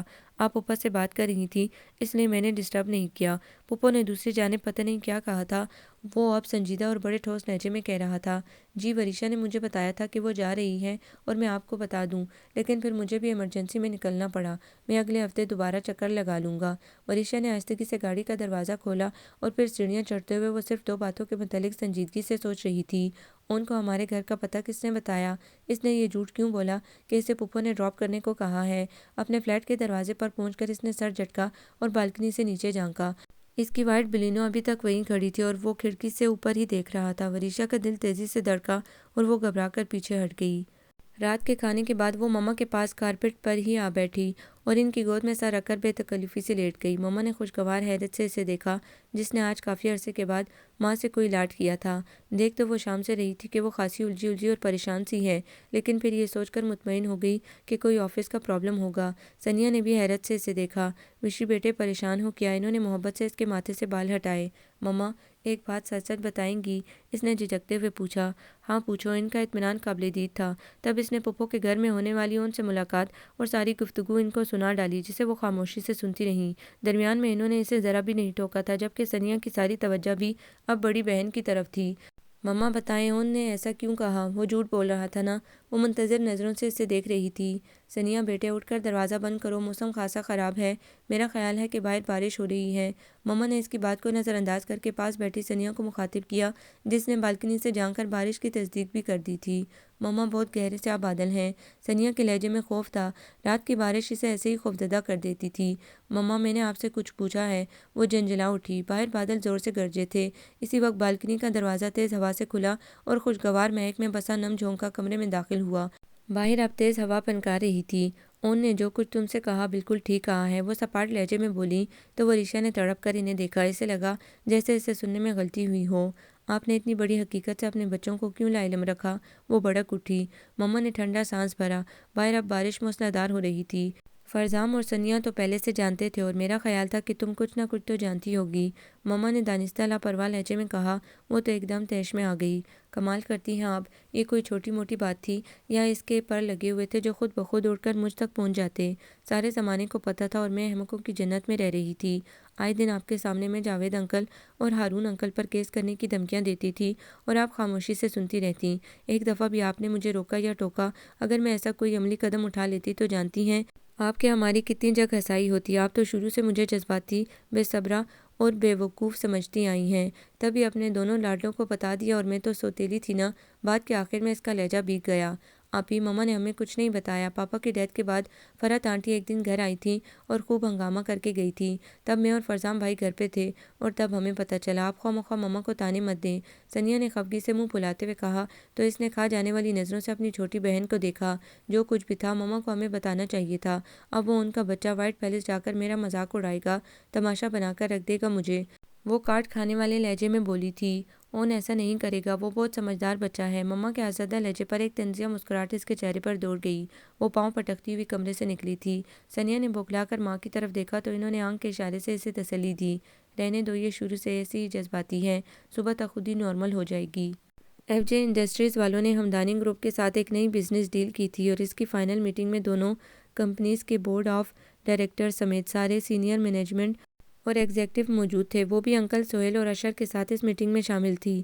انکل سہیل اسے بالکل اعضا کی طرح اہمیت دیتے تھے۔ شروع میں اس نے انہیں سر کہنے کی کوشش کی، لیکن انہوں نے اسے پیار بھری ڈانٹ پلا دی تھی۔ اس کی قابلیت اور صلاحیتوں کے وہ 3 ماہ میں ہی متعارف ہو چکے تھے، اس لیے ہر اہم میٹنگ میں اسے ساتھ رکھتے۔ اس کانفرنس میٹنگ میں انکل جاوید اور انکل ہارون کے ساتھ بلیک 2 پیس میں زبردست ٹائی، قیمتی ٹائی پن اور کف لنکس کے ساتھ موجود۔ ان کو دیکھ کر وہ بری طرح ٹھٹکی تھی، اور پہلی دفعہ اسے غور سے دیکھنے پر اندازہ ہوا کہ اس کا ناک نقشہ اور قد بت پاپا کے ساتھ خاصی مماثلت رکھتے تھے، حالانکہ فرزام میں ان کی مشابہت بہت کم تھی۔ وہ ناک نقشے میں مما پہ گیا تھا، اور انکل جاوید کو دیکھتے ہی اس کا دل بری طرح دھڑکا۔ وہ تو ہو بہو دوسرے احسان رحمانی تھے۔ خالی نظروں سے انہیں دیکھتے ہوئے اسے یکدم اپنی پوزیشن کا احساس ہوا۔ جب سے حقیقت کا ادراک ہوا تھا، اس کے وائٹ پیلس والوں کے بارے میں احساسات خود بخود بدل گئے تھے۔ وہ ایسی ہی تھی، جذباتی اور صاف گو، کوئی بھی بات دل میں نہ رکھنے کی قائل۔ جب دل صاف ہو جاتا تو ایسے ملتی جیسے کوئی بات تھی ہی نہیں۔ اس کانفرنس میٹنگ میں وہ مکمل تیاری کے ساتھ آئی تھی۔ پچھلے 1 ہفتے سے وہ اس میں دی جانے والی پریزنٹیشن پر جان توڑ محنت کر رہی تھی، اور جب انکل سہیل نے اس کی تیار کردہ اسائنمنٹ دیکھی تو نہ صرف دل کھول کر اسے سراہا، بلکہ یہ فیصلہ بھی کر دیا کہ اسے میٹنگ میں اشر کی بجائے ورشا رحمانی ہی پریزنٹ کریں گی۔ اور کانفرنس میٹنگ میں موجود لوگوں کے توصیفی تاثرات نے ورشا کی 1 ہفتے کی محنت کا صلہ دے دیا تھا۔ میٹنگ کے اختتام پر ڈائننگ ہال میں اپنا چائے کا کپ اٹھائے وہ مختلف لوگوں کے تعریفی کلمات سنتے ہوئے خود کو بہت پر اعتماد محسوس کر رہی تھی۔ کسی ڈائریکٹر سے بات کرتے ہوئے انکل جاوید نے اس کی طرف اشارہ کر کے کچھ بتایا تو پہلی بار بے ساختہ ان کی طرف بڑھتے ہوئے اس نے خوش دلی سے انہیں سلام کیا تھا۔ انکل جاوید نے اسے اپنے ساتھ لگا کر اس کے سر پر ہاتھ پھیرا تو اس کی آنکھیں بھر آئیں۔ سامنے کھڑے اشر نے بہت دلچسپی سے یہ منظر دیکھا تھا، جبکہ انکل جاوید بہت محبت بھرے لہجے میں سامنے کھڑے ڈائریکٹر کو اس کی ذہانت کے بارے میں آگاہ کر رہے تھے کہ ان صاحب کی بات نے اسے حیران کر دیا۔ احسان صاحب کی بچی ان کے برعکس بہت محنتی، سمجھدار اور مستقل مزاج دکھائی دیتی ہے، اور اتنی سی عمر میں اس کی بزنس کے اتار چڑھاؤ پر خاصی گہری نظر ہے۔ حالانکہ احسان صاحب تو بہت لاابالی اور غیر مستقل مزاج تھے، وہ شخص احسان رحمانی سے کچھ زیادہ ہی آگاہ تھا۔ ورشا نے بہت گہری نظروں سے ان کا جائزہ لیا۔ ہاں یار، احسان کچھ لاپرواہ سا تھا، لیکن اس کی اولاد ماشاءاللہ ساری کی ساری لائق ہے۔ انکل جاوید اب انہیں فرزام کے بارے میں بتا رہے تھے، جبکہ وہ لاپرواہی سے اپنے سے کچھ فاصلے پر کھڑے ان کو دیکھنے لگی، جو کہ مغربی وضع کے جدید لباس میں ملبوس کسی لڑکی کے ساتھ بے تکلفی سے گفتگو میں مگن تھا۔ جاوید صاحب، آپ اپنی بھتیجی کو اپنے فم میں کیوں نہیں لے آتے؟ سامنے کھڑے صاحب کی بات پر وہ بری طرح چونکی۔ اس کی نظریں ان پر، جبکہ کان اب انکل جاوید کے جواب پر تھے۔ بس یار، کچھ مسئلے مسائل تھے گھریلو قسم کے، لیکن سہیل بھی اپنا ہی آدمی ہے اور پھر کسی دوسرے ادارے میں بندہ محتاط ہو کر اور محنت سے کام کرتا ہے۔ ذرا یہ کام سیکھ لے۔ میرا ارادہ اسے ایک مکمل طور پر علیحدہ اور خود مختار فیکٹری کا انچارج بنانے کا ہے۔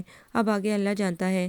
وریشا اچھی طرح جانتی تھی کہ وہ گھریلو مسائل یقیناً تائی امی اور اس کی اسٹیپ مدر کی جانب سے درپیش ہوں گے۔ اس کے اندر تلخی سی بھر گئی، اور پھر اشر اور انکل سہیل کو بتا کر وہ جیسے ہی گھر کے لیے کانفرنس ہال سے نکلی تو سفید رنگ کے قیمتی ٹائلز والے کشادہ کوریڈور میں اون اس کے پیچھے تھا۔ ہیلو، کیسی ہو؟ اس نے اچانک قریب آ کر پوچھا۔ یہ آپ کے پیچھے سے اچانک آ کر حملہ کرنے کی عادت گئی نہیں؟ اس کے طنزیہ لہجے پر وہ بے اختیار ہنسا تھا۔ جیسے تمہاری کسی بھی جگہ سے چپکے سے کھسکنے کی عادت نہیں جا سکتی، ایسی ہی میری بھی تمہارا پیچھا کرنے کی عادت کا خاتمہ نہیں ہو سکتا۔ وہ اس کے ساتھ ہی لفٹ میں داخل ہو چکا تھا۔ حالانکہ کسی کا پیچھا کرنا اچھی بات نہیں، وریشا نے جتایا، اور کسی بھی جگہ سے چپکے سے فرار ہونا بھی بہادروں کا شیوا نہیں۔ وہ بھی اس کے ساتھ اب گراؤنڈ فلور پر تھا۔ تمہیں کس نے کہا کہ میں بہادر ہوں؟ وہ چلتے چلتے رکی اور مڑ کر براہ راست اس کی آنکھوں میں دیکھتے ہوئے سنجیدہ لہجے میں پوچھا۔ وہ ایک لمحے کو ٹھٹکا اور پھر ہاتھ جھاڑتے ہوئے لاپرواہی سے بولا، انکل احسان جب بھی ہمارے گھر آتے تو بڑی اماں کو تمہارے کارنامے بتایا کرتے تھے کہ آج تم نے گھر میں اپنے بیڈ روم میں آنے والی چھپکلی کا خاتمہ کر دیا، اور اب تم اکیلی کراچی کسی کوئز میں حصہ لینے جا رہی ہو۔ اب تم نے فلاں مقصد کے لیے فنڈ ریزنگ کا کام شروع کر رکھا ہے، وغیرہ وغیرہ، اور بڑی اماں تمہارے کارنامے سن کر بہت خوش ہوتی تھیں۔ اچھا، حیرت ہے، ایسی خوشی کا کیا فائدہ جس کا اظہار کبھی انہوں نے میرے سامنے تو نہیں کیا، بلکہ اگر ہم تینوں بہن بھائی پاپا کے ساتھ ان سے ملنے چلے جاتے تھے تب بھی وہ ادھر ادھر دیکھ کر ہمیں پیار کرتی تھی کہ کہیں تمہاری امی یا پاپا کی فرسٹ وائف نہ دیکھ لیں۔ اور پھر پاپا کی ڈیتھ کے بعد کبھی بھی انہوں نے ہمارا حال نہیں پوچھا کہ ہم زندہ ہیں یا مر گئے۔ وہ اپنے مخصوص ترش لہجے میں بولی تھی۔ اون نے دونوں بازو سینے پر باندھے اور بڑی گہری نظروں سے اسے دیکھتے ہوئے پوچھا، تو تم نے کبھی ان کا حال پوچھا؟ ان کے تو جوان سال کڑیل بیٹے کی ڈیتھ ہوئی تھی، اور اپنی جگہ میں اپنی اولاد کو قبر میں جاتے دیکھنا کتنا اذیت ناک مرحلہ ہوتا ہے۔ کبھی تم لوگوں نے سوچا؟ اور وہ تو کبھی کبھار فون کر کے تمہاری مما سے حال احوال پوچھ لیتی ہیں، کیا کبھی تم لوگوں کو ایسی توفیق ہوئی؟ ان کے آخری بات پر وہ بری طرح چونکی۔ بڑی اماں کا فون؟ لیکن وہ خاموش رہی۔ سامنے کھڑے ان کا لہجہ اور آنکھیں اس کی سچائی کی گواہ تھیں۔ وہ ایک دم چل پڑی، اور اس کے ساتھ چلتے ہوئے وہ ایک دفعہ پھر بولا تھا، وریشا تمہارے ساتھ مسئلہ پتہ ہے کیا ہے؟ اس کے قدم سست ہوئے اور سماعتیں ایک دم تیز، لیکن رکنا اس نے مناسب نہیں سمجھا۔ تمہارا مسئلہ یہ ہے کہ تم اپنے آپ میں مگن رہنے والی لڑکی ہو۔ تمہارے ارد گرد کیا ہو رہا ہے تمہیں یا تو واقعی اس کی خبر نہیں ہوتی، یا پھر تم جاننا نہیں چاہتی، اور بغیر سچائی جانے تم بدگمان ہونے میں صرف ایک لمحہ لگاتی ہو۔ اور تمہاری بہن ثنیہ تم سے 5 سال چھوٹی ہونے کے باوجود بہت سمجھدار، معاملہ فہم اور تم سے بہت مختلف ہے۔ وہ حالات کو سمجھتی ہے اور تمہاری طرح فوراً جذباتی اور بدگمان نہیں ہوتی۔ وہ چلتے چلتے رکی۔ تم ثنیہ کو کیسے جانتے ہو؟ اس نے کڑے تیورے سے اسے دیکھا۔ کئی دفعہ تمہارے گھر میں ملاقات ہوئی ہے، وہ بہت اچھی چائے بناتی ہے۔ کیا؟ وریشا کو بری طرح جھٹکا لگا۔ کب آئے تھے تم؟ اس نے الجھن بھرے لہجے میں دریافت کیا۔ فرزام کے ساتھ آیا تھا۔ تمہارا فلیٹ پہلے میرے ایک دوست کی ملکیت تھا، اور میرے ذریعے ہی اس کا سودا ہوا تھا۔ تمہاری مما نے مجھے کہا تھا کہ فرزام کے ساتھ اس سلسلے میں مدد کرواؤ، بعد میں کہیں کوئی گھپلہ نہ ہو جائے، اور میں نے ہی ساری قانونی کارروائی کروا کے تم تینوں کے نام پر فلیٹ کروایا تھا۔ وریشا کو یوں لگا کہ جیسے اس عمارت کی چھت اس کے سر پر آ گری ہو۔ وہ ہکا بکا انداز میں اپنے سامنے کھڑے ان کو دیکھنے لگی، جس کے چہرے پر بڑی پرخلوص مسکراہٹ تھی۔ وہ اسے نظر انداز کر کے تیزی سے چلنے لگی۔ اس کے قدم اس کے ذہنی خلفشار کی عکاسی کر رہے تھے۔ وہ دل ہی دل میں ان کو کوسنے لگی۔ وہ جب بھی اس سے ملتا تھا کوئی نہ کوئی انکشاف کر کے اسے اندر تک ہلا دیتا تھا۔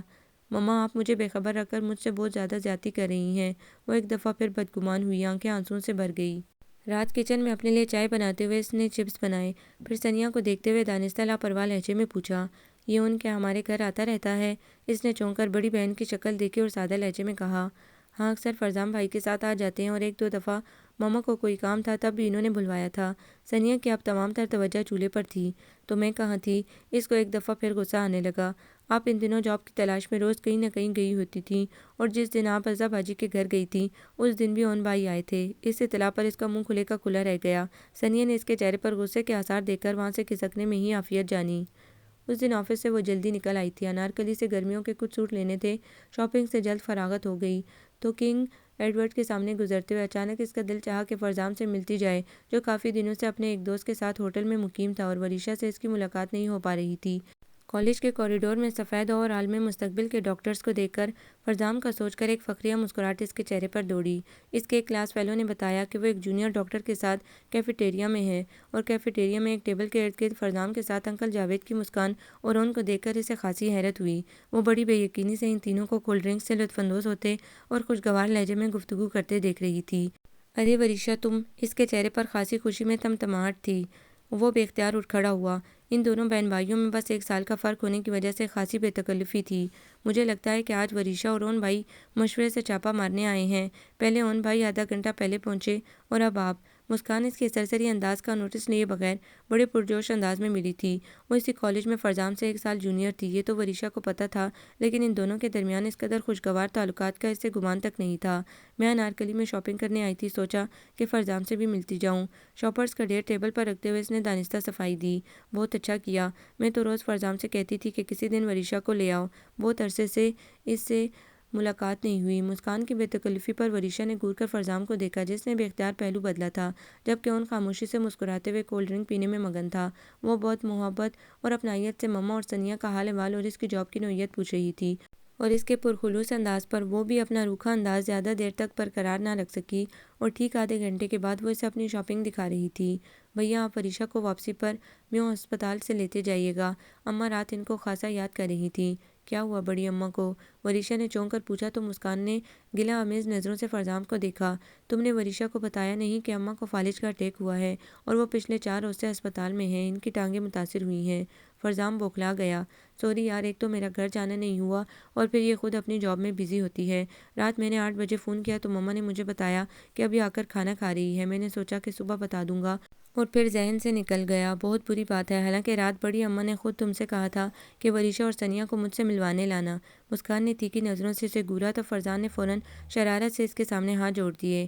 اچھا بابا معاف کر دو، میں بس نکلنے لگا ہوں۔ انہوں نے خالی بوتل ٹیبل پر رکھی اور کھڑے ہو کر پینٹ کی جیب سے گاڑی کی چابی نکالتے ہوئے مڑ کر وریشا کی طرف دیکھا۔ تم چلو گی؟ وہ بہت دوستانہ انداز میں پوچھ رہا تھا۔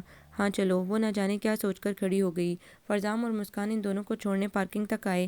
سامنے ڈارک میرون شراٹ دیکھ کر اسے اپنی گاڑی یاد آ گئی۔ پاپا کے پاس بھی یہی ماڈل تھا۔ درد کی ایک لہر نے اس کا احاطہ کیا تھا۔ وہ فرنٹ ڈور کھول کر اندر بیٹھی تو مسکان نے خوشگوار لہجے میں کہا، چچی کو میرا سلام کہیے گا اور یہ پیغام دیجیے گا کہ انہوں نے جو چکن نوڈلز مجھے بنا کر بھیجی تھیں وہ آدھی سے زیادہ۔ فرزام ہڑپ کر گیا تھا۔ زیادہ فضول پیغام بھجوانے کی ضرورت نہیں، سمجھی؟ فرزام نے بڑی بے تکلفی سے اس کا بازو پکڑ کر پیچھے کیا تھا اور وہ اس سے منہ چڑھا کر بے اختیار کھلکھلا کر ہنسی تھی۔ وریشا کے لیے ہر بات ہر چیز بہت حیران کن اور عجیب تھی۔ گاڑی کے سائیڈ مرر سے اس نے دیکھا وہ دونوں ابھی تک وہیں کھڑے کسی بات پر ہنس رہے تھے۔ باوجود غصے اور ناراضی کے اس کے دل نے اعتراف کیا تھا کہ وہ دونوں ساتھ ساتھ کھڑے بہت خوبصورت لگ رہے تھے۔ وریشا ایک بات بتاؤ، گاڑی ڈرائیو کرتے انہوں نے سنجیدگی سے پوچھا، یہ تم ہر چیز کو اتنا حیران ہو کر کیوں دیکھتی ہو؟ تم واقعی حیران ہوتی ہو یا پوز کرتی ہو؟ کیا مطلب؟ وریشا نے انتہائی تحمل سے پوچھا۔ مطلب کا تو مجھے پتہ نہیں، لیکن تم اکثر باتوں پر حد سے زیادہ حیران ہوتی ہو، اور ان باتوں پر ہی تمہاری حیرت زیادہ ہوتی ہے جو تمہاری دائیں بائیں وقوع پذیر ہو چکی ہوتی ہیں۔ خیر ایسی تو کوئی بات نہیں، وریشا نے کمزور سی مزاحمت کی۔ اصل میں شروع سے کچھ لاپرواہ اور اپنی دنیا میں مگن رہنے والی ہوں، اور سچ بات یہ ہے کہ پاپا کی ڈیتھ کے بعد میں نے ہر چیز پر غور کرنا شروع کیا ہے، ورنہ میری دنیا اپنی بکس، اکیڈمیز اور فرینڈز تک محدود تھیں، اور خاندانی معاملات کو نہ کبھی پاپا اور ماما نے ہمارے سامنے ڈسکس کیا اور نہ کبھی ہم نے انٹرسٹ لیا، اور مجھے تو خود کالج میں پہنچنے کے بعد پتہ چلا تھا کہ پاپا اور ماما کی لو میرج تھی، اور یہ میری کم عقلی کہیے یا بیوقوفی، مجھے ابھی تک یہ بھی معلوم نہیں ہے کہ ہمارے ننیال میں کون کون سے رشتے ہیں اور ان کے کتنے بچے ہیں۔ میں تو بس جیو اور جینے دو کی پالیسی پر عمل کرنے کی قائل ہوں، اور جن سے ہم نے کوئی لینا دینا ہی نہ ہو تو کیا تفشیش کرنی۔ وہ پہلی دفعہ اس کے سامنے وضاحت سے بولی تھی۔ لیکن یہ کوئی اچھی بات نہیں، انسانی رشتوں اور بے جان چیزوں میں بہت فرق ہوتا ہے، انسان کو کم از کم اپنے گرد و پیش سے تو باخبر رہنا چاہیے۔ اور حیرت کی بات ہے کہ بزنس کے اتار چڑھاؤ پر تمہاری گہری نظر ہے، جبکہ اپنے گھر میں ہونے والے بڑے بڑے واقعات کا بھی تمہیں پتہ نہیں چلتا۔ اون آج اس کی ٹھیک ٹھاک اچائی کرنے کے موڈ میں تھا۔ اس نے شرمندہ ہو کر نظریں جھکا لی۔ میں مانتا ہوں کہ یسرا کی مما یعنی میرے خالہ نے تم لوگوں کے ساتھ اچھا نہیں کیا، لیکن کیا تم اس عورت کے جذبات کا اندازہ لگا سکتی ہو جس کو اپنے شوہر کی قربت صرف 3 ماہ کے لیے میسر آئی ہو، اور جو یہ سمجھتی ہو کہ اس کے حق پر دوسری عورت نے ڈاکہ ڈالا ہے، اور ایسا ہوا بھی، اور پھر ساری زندگی اس نے اپنے میاں کی بھرپور رفاقت کے بغیر گزار دی، اور جس کے پاس اولاد کے نام پر ایک ذہنی اور جسمانی طور پر معذور بیٹی ہو، اور جس پر اس کے سگے باپ نے کبھی ایک پیار کی نظر نہ ڈالی ہو۔ اس ماں کے احساسات کا اندازہ تم کر سکتی ہو۔ مجھے معلوم ہے کہ تمہیں میری ماما اور اپنی اسٹیپ مدر سے بہت شکایتیں ہیں، لیکن کبھی سوچا ہے کہ ان لوگوں کو بھی تو تم لوگوں سے شکایتیں ہو سکتی ہیں؟ وریشا نے الجھن بھرے انداز میں گاڑی ڈرائیو کرتے ہوئے ان کو دیکھا۔ تم ایمانداری سے بتاؤ، بچپن میں جب تم تینوں احسان چچا کے ساتھ گھر آتے تھے تو تم نے کبھی اپنے پاپا کو یسریٰ کا حال پوچھتے یا پیار کرتے دیکھا؟ کوئی ایک منظر تو تمہارے حافظے میں محفوظ ہوگا۔ تمہارے پاپا جب آتے ان کی زبان پر تمہارا، ثنیہ اور فرزام کا ذکر ہوتا اور وہ خالہ کے جذبات کا احساس کیے بغیر بڑی اماں کو تمہاری شرارتوں کے قصے سناتے۔ تم سوچ سکتی ہو کہ ان کے دل پر کیا گزرتی ہوگی۔ اور جب خالہ کو ان کی ڈیتھ کے بعد معلوم ہوا کہ تمہارے پاپا کے نام پر جو کچھ زمین تھی وہ انہوں نے اپنی زندگی میں ہی تم تینوں بہن بھائیوں کے نام کر دی تھی، تو خود اندازہ کرو کہ یسریٰ جو ان کی سگی اور پہلی اولاد تھی، بے شک وہ ذہنی طور پر کچھ پسماندہ ہے لیکن تھی تو ان کی اولاد۔ کیا انہوں نے اپنی اولاد کا حق نہیں مارا؟ اور پھر جب خالہ کو موقع ملا تو جذباتی ہو کر انہوں نے اپنا گھر اور ساری پراپرٹی لے لی جو ان کے بھائیوں کی طرف سے یسریٰ کے لیے تھی۔ وہ تھکی تھکی سی ہنسا تھا۔ لیکن پاپا کے ان اعمال میں ہمارا کیا قصور تھا؟ اس نے افسردگی سے پوچھا۔ یسریٰ اور خالہ کا کیا قصور تھا جنہیں چچا نے اپنی زندگی میں ہمیشہ نظر انداز کیے رکھا؟ ان کی بات پر وہ لاجواب ہو گئی۔ گاڑی اسپتال کی پارکنگ میں رک چکی تھی۔ بس مسئلہ یہ ہے وریشا بی بی، ہم ساری زندگی حقوق کی جنگ لڑنے کے لیے ہر لمحہ تیار رہتے ہیں اور اپنے فرائض بھول جاتے ہیں۔ وہ گاڑی سے باہر نکلتے ہوئے طنزیہ لہجے میں بولا تھا۔ اسپتال میں اسے ان کے ساتھ آتا دیکھ کر کوریڈور میں کھڑی تائی اماں کی آنکھوں میں حیرت منجمد ہو گئی۔ وریشا بھی انہیں دیکھ کر ٹھٹکی اور پھر بے نیازی سے ان کے ساتھ آگے بڑھنے لگی۔ بڑی اماں نے رات کہا تھا کہ وریشا کو لے کر آنا۔ میں مسکان کے پاس ایک کام سے کالج گیا تو یہ بھی وہیں تھی، سوچا اکٹھے ہی چلتے ہیں۔ ان نے الجھی سی ماں کی حیرت دور کی۔ قد تو تم نے ماں کی طرح خوب نکالا ہے۔ وریشا نے ناسمجھی کے عالم میں انہیں دیکھا کہ یہ تعریف تھی یا تنقید، وہ سمجھنے سے قاصر تھی۔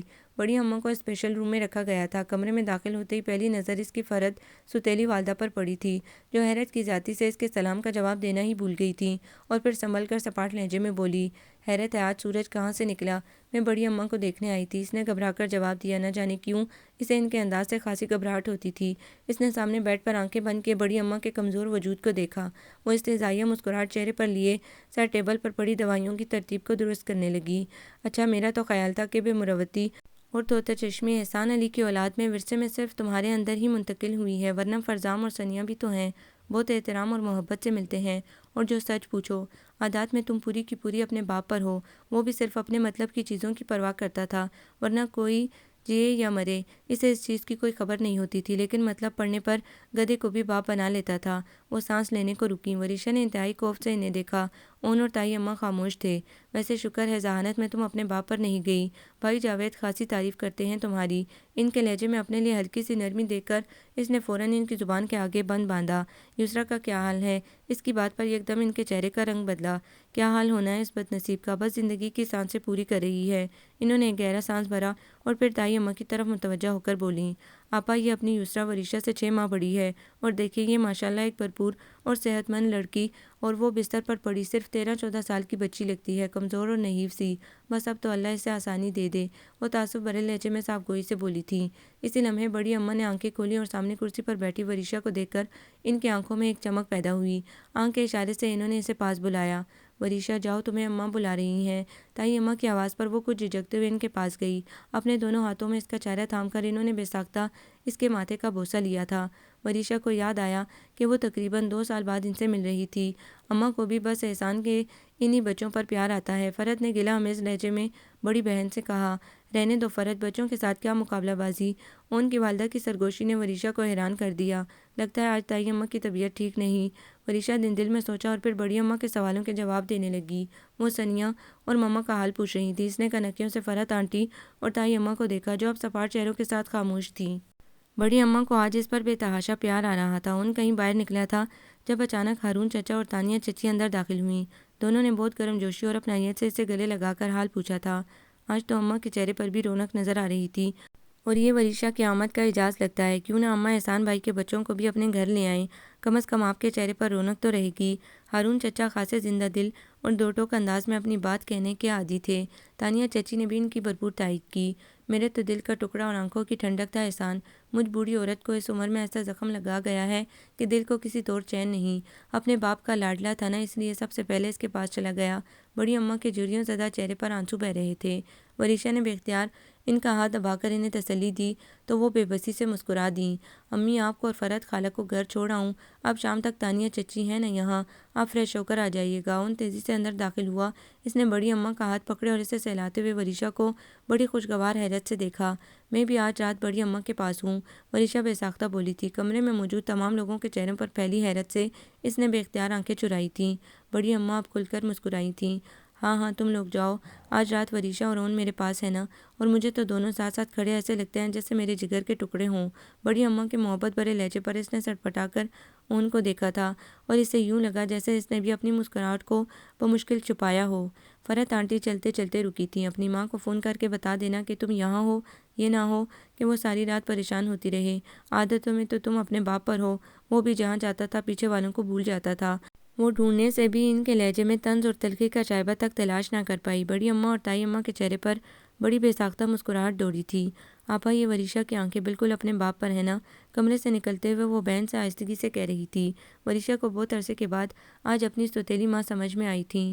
اگلے دن وہ ہسپتال سے سیدھی گھر گئی۔ آفس سے اس نے 2 دن کی چھٹی لے لی تھی۔ مما بالکل عام سے انداز میں سب کا حال احوال پوچھ رہی تھیں۔ مما بہت گہری خاتون ہیں، وریشا نے ان کا سپاٹ چہرہ دیکھتے ہوئے سوچا۔ بعض اوقات وہ اسے ایک ناقابل تسخیر چٹان کی مانند اپنی جگہ پر اٹل نظر آتی تھیں۔ وہ بہت کم اپنے جذبات کا اظہار کرتی تھی، بہت کم گو اور سوشل تو نہ ہونے کے برابر تھی۔ احسان صاحب کی ڈیتھ کے بعد تو وہ بالکل خاموش ہو گئی تھی۔ اسے پہلی دفعہ احساس ہوا کہ سب سے بڑی اولاد ہونے کے باوجود اس نے کبھی مما کا دکھ بانٹنے کی کوشش نہیں کی تھی۔ مما لائیں آج کھانا میں بناتی ہوں۔ اس نے آہستگی سے ان کے ہاتھ سے چھری اور پیاز لیا۔ مما کے چہرے پر پھیلی حیرت اور بے یقینی کو وہ سر اٹھائے بغیر بھی محسوس کر سکتی تھی۔ شام کو فرزام اپنے کسی کلاس فیلو کی گاڑی لیے اسے اور ثانیہ کو لینے آیا تھا۔ بڑی اماں اسپتال سے گھر شفٹ ہو گئی تھی اور شام کو گھر میں سب بچوں نے چھوٹی سی گیدرنگ رکھی تھی۔ مما نے نہ صرف ان کو جانے کی اجازت دے دی تھی بلکہ حلیم کا ڈونگا بھی ساتھ دے دیا تھا۔ مما آپ کو غصہ نہیں آتا کہ جس گھر میں آپ کی گنجائش نہ نکلتی ہو وہاں آپ کی اولاد جائے؟ وریشا کی بات پر ایک نرم سی مسکراہٹ نے ان کے چہرے کا احاطہ کیا تھا۔ بالکل نہیں، بلکہ جب تم لوگ چھوٹے تھے تو میں ہر اتوار خود تمہیں تیار کر کے تمہارے پاپا کے ساتھ بڑے گھر میں بھیجتی تھی کہ جس گھر کے مکینوں کے دلوں میں میرے لیے جگہ نہیں وہاں میری اولاد اپنی جگہ خود بنائے، کیونکہ وہ تمہاری جڑیں ہیں اور کوئی درخت اپنی جڑوں سے کٹ کر نہیں رہ سکتا، وہ متانت سے بولی تھیں۔ بڑی اماں کے گھر میں آج خوب رونق تھی۔ عبداللہ اور میرا نے خوب شور مچا رکھا تھا۔ ٹی وی لاؤنج میں رکھے بڑے تخت پوش پر لیٹی بڑی اماں ان کو دیکھ دیکھ کر خوش ہو رہی تھیں۔ آج تو اپنے آپ میں مگن رہنے والی میرب، جو ہارون چچا کی بیٹی تھی، وہ بھی کچن میں مسکان کے ساتھ مصروف تھی۔ وریشا گھومتی پھرتی یسرا کے کمرے میں آئی۔ یسرا نے اسے دیکھ کر بچوں کی طرح تالیاں بجا کر خوشی کا اظہار کیا تھا۔ 22 سال کی تھی لیکن ذہنی طور پر 8-9 سال کے بچے کی مانند اور چلنے پھرنے سے معذور تھی۔ وہ وریشا کو اپنے بستر پر پھیلے رنگ برنگ کھلونے دکھا رہی تھی۔ اس کے چہرے پر بچوں کی سی معصومیت اور پاکیزگی تھی۔ وہ اٹک اٹک کر پورے جملے بولنے کی کوشش کرتی تھی۔ وریشا نے اس کی گڑیا کو گوٹے والا سوٹ پہنایا تو اس کی خوشی دیدنی تھی۔ اسے لمحے فرحت آنٹی نے اندر جھانکا۔ یہ تمہیں تنگ تو نہیں کر رہی؟ ارے نہیں، بالکل بھی نہیں، اس نے سچائی سے جواب دیا۔ بڑی مما یسرا تو بہت خوش قسمت ہے جسے وریشا آپ ہی ٹائم دے رہی ہیں، ورنہ ان کے پاس تو میرے اور مما کے لیے بھی ٹائم نہیں ہوتا۔ ثانیہ بھی ابھی کمرے میں داخل ہوئی تھی۔ اس کے بے تکلفانہ انداز میں بڑی مما کہنے پر وریشا نے چونک کر اسے دیکھا جو ان کے گلے میں بازو ڈالے بہت اپنائیت سے منہ گفتگو تھی۔ اس نے رشک بھری نظروں سے یہ منظر دیکھا۔ وہ کبھی اتنی ہمت کا مظاہرہ نہیں کر سکتی تھی۔ ثانیہ بہت بہادر ہے، اس نے دل ہی دل میں اعتراف کیا۔ یسرا نے ایک دم اس کے گلے میں بازو ڈال کر اس کے چہرے پر پیار کیا۔ وشی اچھی، وہ تالیاں بجا کر خوشی سے بولی تھی۔ ارے وشی کی جان بھی بہت اچھی، وریشا نے بھی جواباً اسے پیار کیا۔ بڑی مما لگتا ہے کہ ہم دونوں کی یہاں کوئی گنجائش نہیں نکلتی۔ ثانیہ ہنستے ہوئے ان کا بازو پکڑ کر انہیں باہر لے گئی۔